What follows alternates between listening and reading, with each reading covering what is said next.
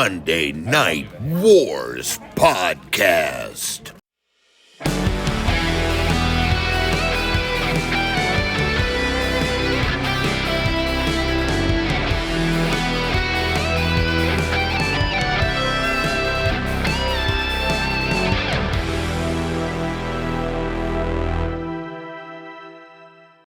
Hello and welcome to another episode of the Monday Night Wars podcast. Few changes you've probably noticed right up the front. Change number one, I have new glasses, completely different than what I've been wearing.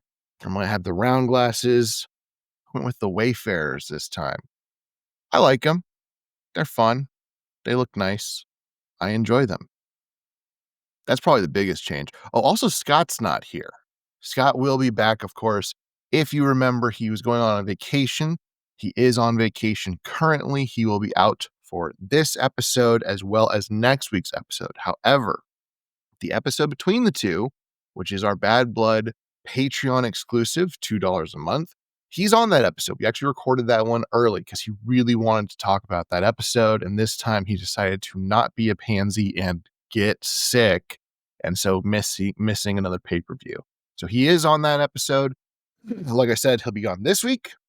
He'll be gone next week, and then he'll be right back. And it's actually a really good one that he's coming back for. I've actually taken my notes ahead of time, trying to get a little bit ahead. And I thought about recording that one solo so that way he could have some time to rest and recuperate from vacation. Because if you've ever been on vacation, you know there's vacation, then there's the vacation from the vacation you got to take right after so you can get better. But something huge happens on the 10/13 episode.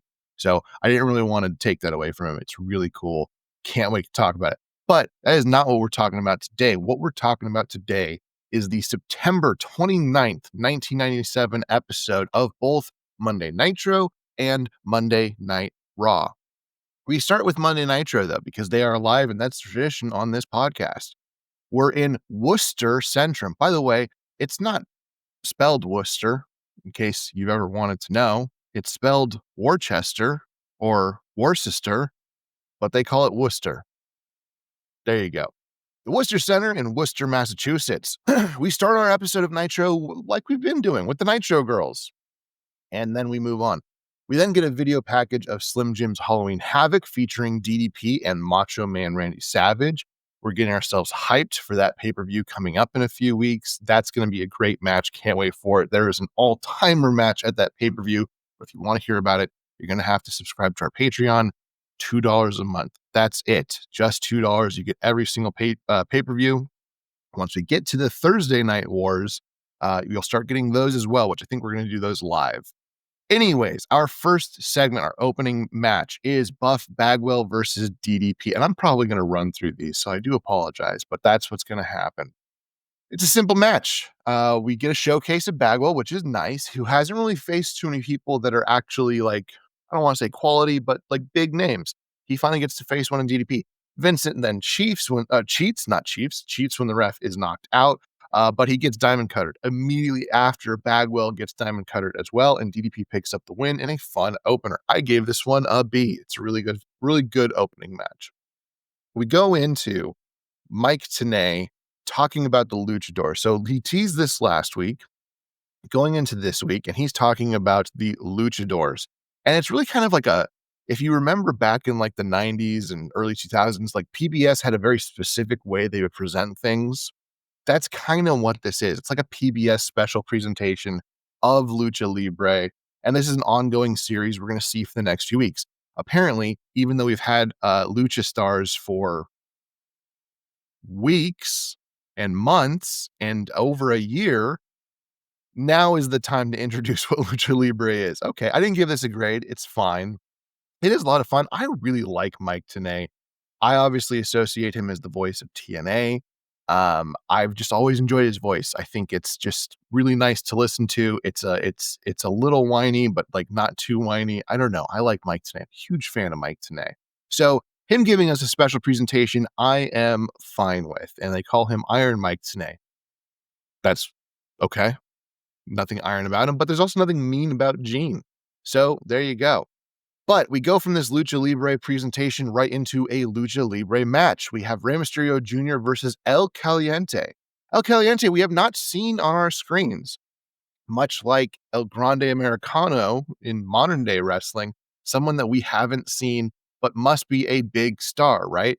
Well, actually, Mike Tenay does not know who El Caliente is, and he knows seemingly everything about Lucha Libre. He has no idea who he is. It's clearly Eddie Guerrero, and that's objectively funny. It's a lot of fun. It's Eddie Guerrero in a mask in just the worst. It's so good. I love it. It's stupid wrestling, but it's fun wrestling. The gear he's wearing is simple, and honestly, I wouldn't be surprised if not the mask, but the gear that he's wearing was kind of from early on in Eddie's career, because it's very, very simple gear. It's just like red with like a green stripe down the sides. It's not very complicated. Commentary, though, they start to feel like they may know who El Caliente is. This match is a surprisingly lengthy match. I do not have the times. That's a Scott thing. I'm trying to get as much of the Scott things as I can in here, but there's only so much. There's only so much meat on that bone that I can take. And without Scott, I just don't have it. But it's a surprisingly lengthy match. Mysterio then wins with a double springboard Rana.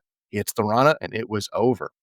Ray tries to remove El Caliente's mask, and we can all tell it's Eddie, but Eddie's trying to keep it on the entire time, which is so freaking funny. Finally, it actually rips, and we can very clearly see that it is Eddie Guerrero, and it's a lot of fun. I gave this an A+ because there is a storyline going into this match. These two have been feuding. We are going to have a banger match at Halloween Havoc, and that's what we're leading to. So love it. A+, great in ring, lots of fun, hilarious, all the things I could want in a match. It has pretty much all of them, and especially in a TV match for what this is, it's fantastic. We then go to Mean Gene, who interviews the Giant. Giant calls out Kurt Hennig for what he did to Ric Flair at Fall Brawl, calling it unnecessary, and then he calls Payback's hell. Okay, gave it a D. We move on to Sting has apparently been appearing at random WCW events around the country, and we have seen him at like all over the place. WCW's been doing like these events where they it's like watch parties, not the Nitro party, but they're like watch parties and WCW events, and Sting has been showing up at these to kind of show that he is everywhere. But we move on to WCW Saturday Night 605, but I don't take those notes, so we're moving on. We go to Goldberg versus the Barbarian. It's Goldberg, Goldberg, Goldberg, and the Barbarian. Look, Goldberg wins. That's going to happen. We know this. I love Goldberg, so I don't care. He still does not have the spear yet. Does not have the spear yet. Hasn't come. I know it doesn't show up next week as well. So we have not really completed the Goldberg package. Again, though, Mean Gene tries to interview Goldberg, and again, it's to no avail. Goldberg just walks right on past him. I gave this a B. It's a lot of fun. I enjoy it. The crowd loves Goldberg already. They should. He's great. We move on to Gene, then decide, well, if I can't interview him, I'm going to interview somebody. And he interviews Larry Zbyszko. Gene wants to know about the Hall and Luger match with Zbyszko as special guest referee. Larry says he's going to be fair and call it right down the middle. Both he and Piper agree that's what needs to happen. He feels that if he cheats Luger and Luger gets robbed of his ability and WCW gets robbed of its integrity, it really doesn't help. The worst thing he can do to Scott Hall is call this fair, because that's going to tell Scott Hall when it was fair, you still lost. Oh, it's such good stuff from Larry Zbyszko. This gets an A for me. He is absolutely on point here. He does everything right. If you're not like if you're a babyface who's not like, doesn't have like a gimmick. I mean, yeah, Larry Zbyszko has a gimmick, but I mean like, really like a gimmick, like a cartoony gimmick. If you don't have one, this is a great promo for a face to call. Like, look at it. If you're new in the business, it's a great one. It is a lot of passion and fire without stupid jokes, without going all over the place. It sticks to the point. It's really good. Gets an A from me. And then we have more Nitro girls. We move on to Juventud Guerrera. I don't do the Scott Juventud. I'm also not going to blow out my mic like that, chump. I'm just joking, Scott. I love you. I miss you. I can't wait for you to come back. Hope you're having a great time. You are my best friend. Kisses. Anyways, we got Juventud versus Disco Inferno. Alex Wright and Jacqueline both come out. This is a title match for Disco Inferno's WCW TV Championship. Alex Wright, like I said, and Jacqueline come out. Wright distracts the ref, and then Jacqueline interferes, and both individuals want Disco's belt. Disco gets the win. I gave this a D. We've got this weird, it's not a lover's triangle for sure, but it's definitely like a lover of the belt triangle thing. Jacqueline obviously is feuding with Disco because she wants to face him for the title. We don't like it. It's not great. And also, Alex Wright's so good, and we don't get proper Alex Wright stuff. So I gave this a D. Not a fan. We move on to Macho Man Randy Savage, who is cutting a promo, and he says, "Now, too sweet." I fucked that up because this is hilarious. I'm gonna leave this in because it's hilarious. My spell check fucked up NWO and turned it into now. He says, "NWO, too sweet. Oh yeah. Put it in a higher gear. Living on the edge. Break on through to the other side.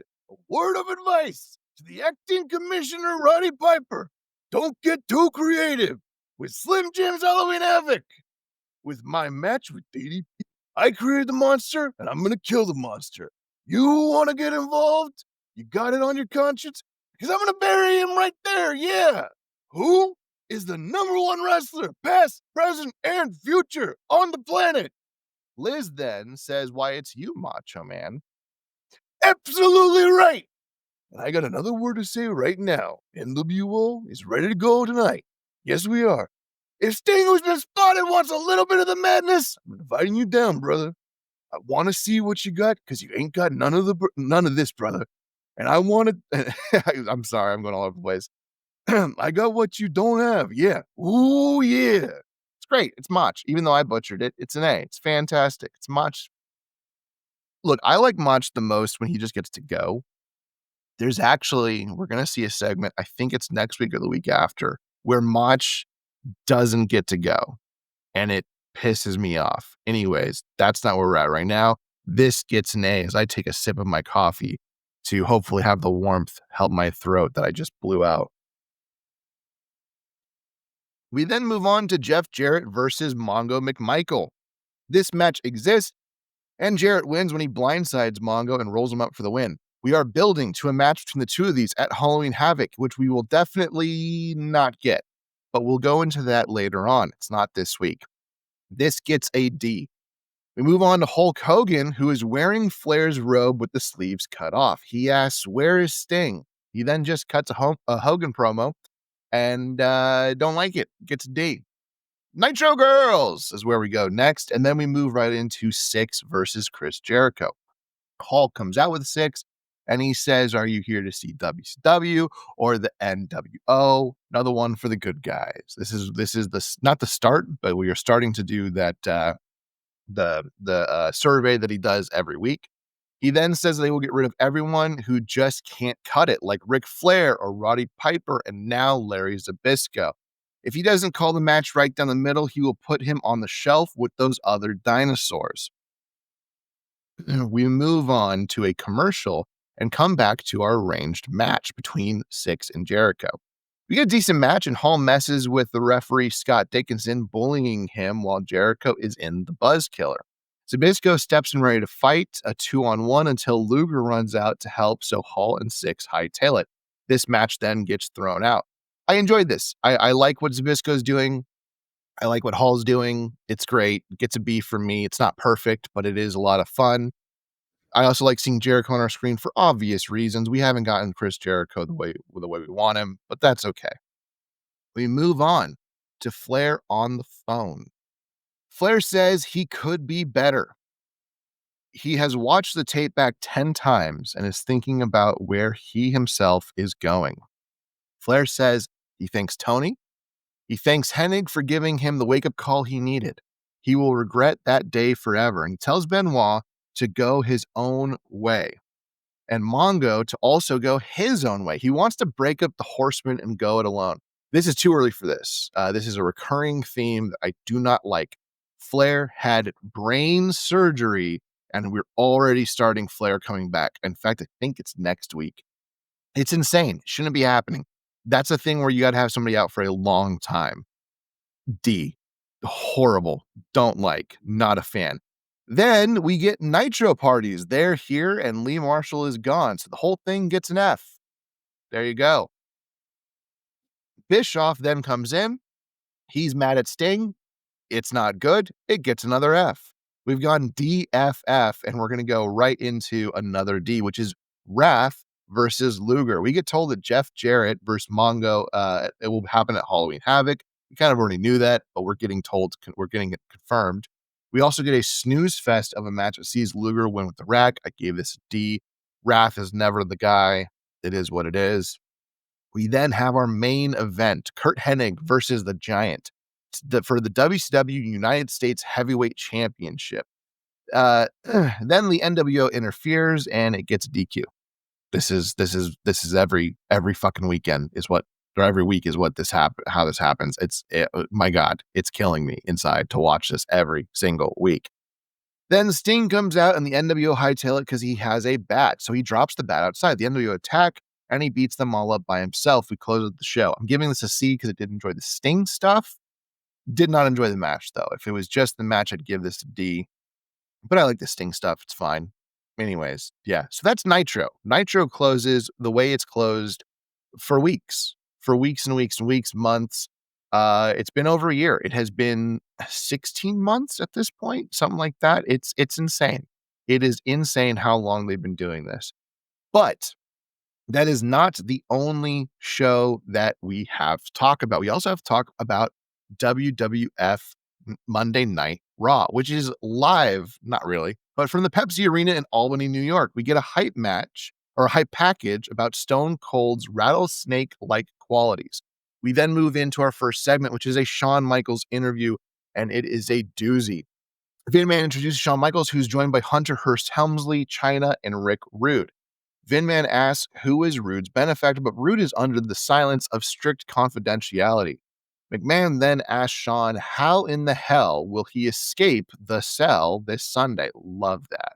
Shawn calls him a smarty pants, and at the garden party they had last week at Madison Square Garden, beating Undertaker was a hell of a good time. So he says that he doesn't have to get out of Hell in a Cell because he showed that the outlaws of the WWF, Triple H, he's calling him Triple H, and HBK came, they saw, they kicked the dead man's ass.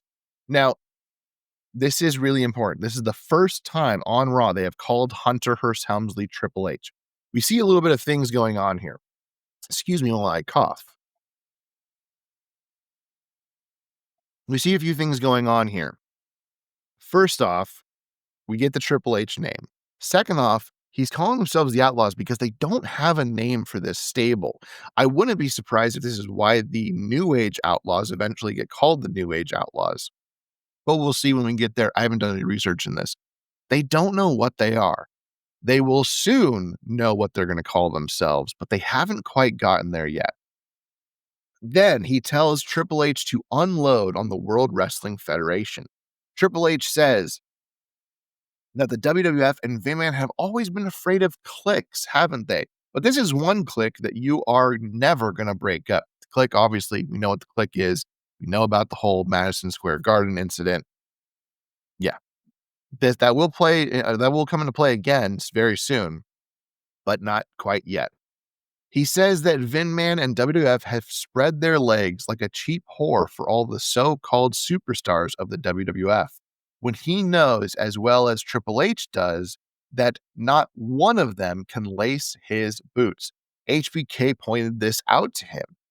So now, instead of waiting on Vin Man, he's taking it in his own hands. He tells Undertaker he enjoyed every second of attacking Taker. He says, the way things are going, Taker will be lucky if he makes it to Hell in a Cell because this ring is their house of pain. And then Commissioner Slaughter comes out. He tells them that Taker will definitely be at Bad Blood. He wishes Shawn luck because he will need it to get out of the steel cage. Now, while Slaughter is talking, Shawn is hiding behind his title, using as a face guard to prevent himself from being spit on by Sergeant Slaughter. It's freaking great. Slaughter tells Triple H that his luck just ran out. And he tells Triple H that he will face The Undertaker tonight. And Triple H is, of course, incensed. The Hart Foundation arrives on the stage, and Bret Hart tells them they have committed crimes against the Hart Foundation. They cross the line that there is no way back from. Hunter and Sean pretend to be scared as the show goes to commercial. It's objectively hilarious what they're doing. It gets an A+ for me. We get a lot of storyline angles going on here. Slaughter doing what Slaughter does best, which is laying down the law. Love it. It's an A+. We then get a recap of One Night Only and all those shenanigans. But if you want to hear about that, you have to subscribe to our Patreon, $2 a month. We then move into the British Bulldog versus Vader. This is a very hard-hitting match. It sees Owen and the rest of the Harts attack Vader when it looks like he may win. Bret locks in the figure 4 on the ring post. The Patriot runs in and saves Vader momentarily, but the numbers game is too strong. Vader and Patriot get decimated, and the Harts drape Canadian flags over them. This gets a B. It's also in reference to the fact that they are going to have a flag match at the pay-per-view that's coming up this Sunday. This is the go-home show for Bad Blood. Anyways, speaking of Bad Blood, it's presented by PlayStation, which is great. I love PlayStation. I still play PlayStation to this day, but the PS1, PS2, those are so much memories, but this is the PS1 based off of the era that we're in. We then move on to Ahmed Johnson versus Farouk in the Intercontinental title semi-final match. Johnson arrives with Legion of Doom and Ken Shamrock as backup against the Nation. Ahmed Johnson tries to kill Farouk with the steel steps and gets disqualified. Post-match, everyone starts throwing hands until Farouk makes the Nation retreat. This gets a C for me. I kind of get what they were doing with it. It's not perfect. It's not bad. It gets a C. We then get a promo video for WWF Bad Blood and the Hell in a Cell match, followed by a laser tag commercial featuring Sable. We then move on to Brian Pillman's Triple X Files. Pillman says he won't fight Dude Love at Bad Blood. He's right for unfortunate reasons. We'll get into it at the pay-per-view. $2 a month. Marlena is super sad, and I don't want to talk about this. This is sadly the last we will see of Pillman ever. This is it. This is the last time we will see him. This gets a C. Again, I know what they're trying to do. I don't think they execute it well. They do execute it. It's just cringy. We move on to the Sultan versus Goldust. Apparently, the Sultan's still a thing. Dude Love joins commentary and tells us the plans for Brian Pillman will never come to fruition. Goldust wins with a bulldog in a match that essentially is meaningless. This gets a D. Hour number 2. We move on immediately to Stone Cold Steve Austin, who comes out and says, all I've been hearing all week is you got something to say to me. You got something to say to me, then get your little carcass up here. You might as well bow down.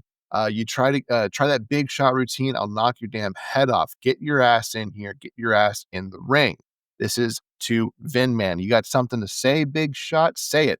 Vin Man says you're either a certifiable lunatic or you just don't give a damn. It's like the very first we see of the Mr. McMahon character. Like it really is. He's kind of fiery, which is great. He's not quite there yet. He's not a bad guy, but this is great. He says he is allowed. He says that he, being Vin Man, does not give a damn either. He's allowed WWF officials to be put in danger, and that stops right now. And then Stone Cold says, you're trying to lay down the law with Stone Cold Steve Austin. It sounds like you're going to fire my ass. If you're going to fire my ass, then fire me. I really, truly don't give a rat's ass what you do. And Vin Man says he has 3 options. Next week, he can bring his clearance from a doctor. Or he can return, but he signs a waiver of liability, meaning the WWF is no longer liable for if he gets hurt, paralyzed, or dies.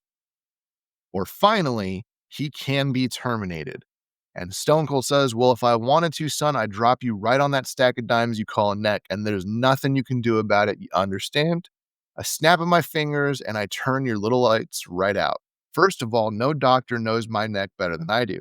You can look at an x-ray, an MRI, hell, a damn Polaroid picture. It really don't make a damn what a doctor says. Steve Austin makes up his mind, and that's the bottom line. You can bring your little paper out here. Maybe I'll sign it, or maybe I'll shove it up your ass. Thirdly, if you decide to fire me in front of the world, I will damn sure beat your ass in front of the world worse than you have ever been beaten in your life. And that's the bottom line, Vince. because Stone Cold said so. Another A+. Great promos. We have great characters coming on screen, getting screen time. You just really it's so good. It's so good what WWF Raw is doing. They're still not winning, but they're so much better. We move on to the Headbangers versus Los Boricuas. Boricuas are now just dressed like cholos. That's the whole gimmick. It's a simple match. It sees the Godwins attack the Boricuas and cause a DQ. Why? We don't know. It gets C. Moving on, we get an Owen Hart interview, and Vinman wants to know why Owen Hart would wear a t-shirt like this. It says Owen 316 on the front. On the back, it says, I just broke your neck. It's actually a pretty clever t-shirt, but it really upset Steve Austin because of how Owen never checked up on him while he was in the hospital. Not great. Owen's proud of this shirt, though, saying his shirt speaks truth and he'll do it again. Vin Man asked about his upcoming IC title tournament finals match against Farouk. Owen says he can out wrestle him with his hands tied behind his back, and the only reason he isn't champ is because of his own compassion, but that mistake won't happen again. But he wants to talk about something that is bugging him, calling Austin a lunatic who is ruining his life.